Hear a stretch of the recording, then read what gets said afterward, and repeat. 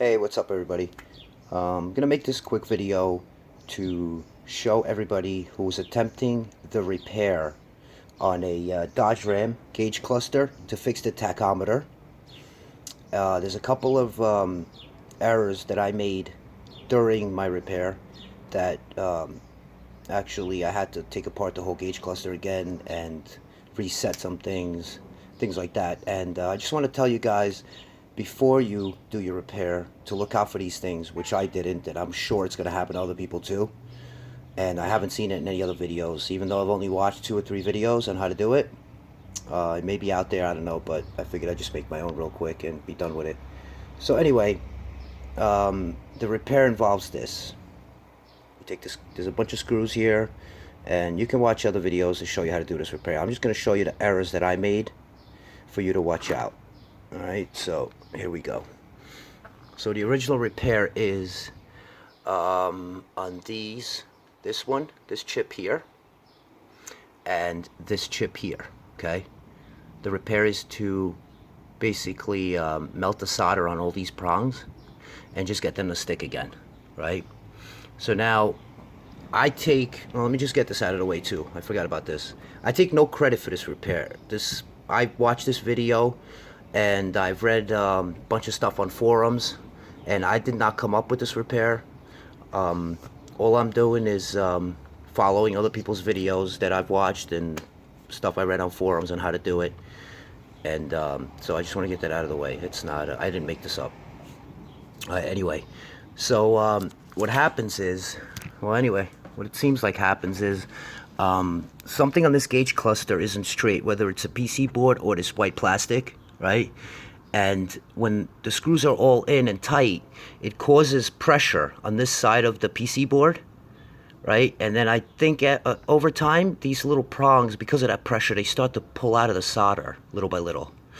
All right, so whether that, I don't know, the solder is weak to begin with, cold soldered from the factory, or for some reason, the way the screws are pushing down on the PC board, the pressure, it just affects these somehow. I don't know, whatever reason is. But anyway, so the first thing that I did was, when I took this apart, right, and which you don't need to do, what I did was I took these 4 screws out, okay? I pulled this out. Hold on.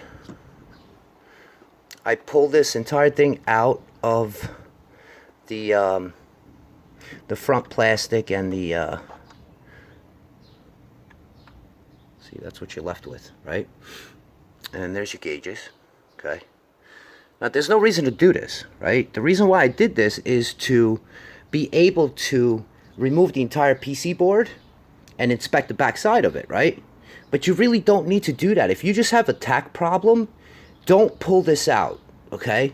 What I did was I pulled it out, and in order to get this PC board out, you have to remove all the gauge needles, okay? And once you do that, unless you have them all set down at 0 and you don't move any of the pins right behind the needles, then you're fine. But if you do, what'll happen is you'll start your truck and everything will be completely off. Like my RPM gauge showed I was idling at 1600. My battery gauge was pinned right here all the way to the max. My oil gauge was pinned to the max. It was just a mess, right? So I had to mark all of them down. That's why I have stupid little drawings like this. I had to mark all of them down and reset all of them, right? So don't pull this out if you're doing the tach repair. That was my first mistake, okay? My second mistake was, when I put it back together, I never shimmed it, okay?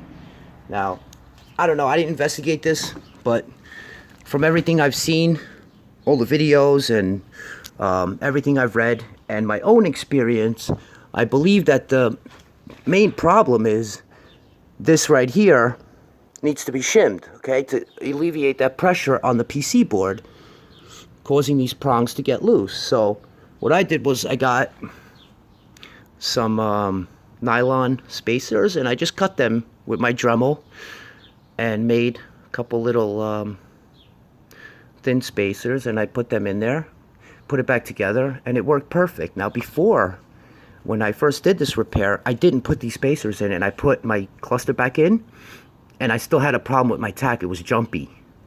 It would jump around, and it would almost like get stuck and start going again. Oh, after I put these washers in, smooth as a baby's ass. So there you go. All right, so those are the two things you got to watch out for. Do not pull those needles out of the gauges, and after you put everything back together and you complete your soldering, make sure you put the spacers in.